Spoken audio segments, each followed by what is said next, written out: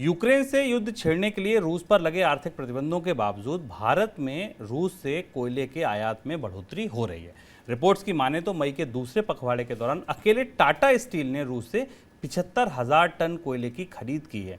अप्रैल में टाटा स्टील की तरफ से कहा गया था कि कंपनी रूस से कोयले का आयात नहीं करेगी, लेकिन इसके बावजूद रूस की तरफ से सस्ता कोयला ऑफर किया गया और भारतीय कंपनियों ने वहां से कोयला आयात किया। सर, तेल के बाद अब कोयला किन शर्तों पर आ रहा है रशिया से?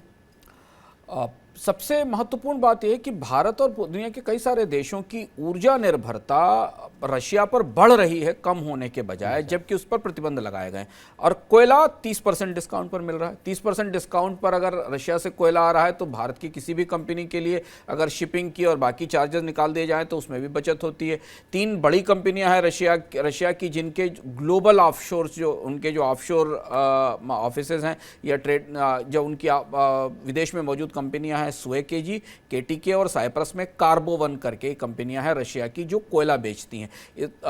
ये कंपनियां भारत के ग्राहकों के साथ, भारत की ऊर्जा कंपनियों के साथ, बिजली कंपनियों के साथ करार कर रही हैं। उन्हें डॉलर के अलावा दिरहम में पेमेंट की भी सुविधा दी जा रही है। कुछ कंपनियां कुछ समय के लिए रुपए में भी भुगतान लेने को तैयार हैं।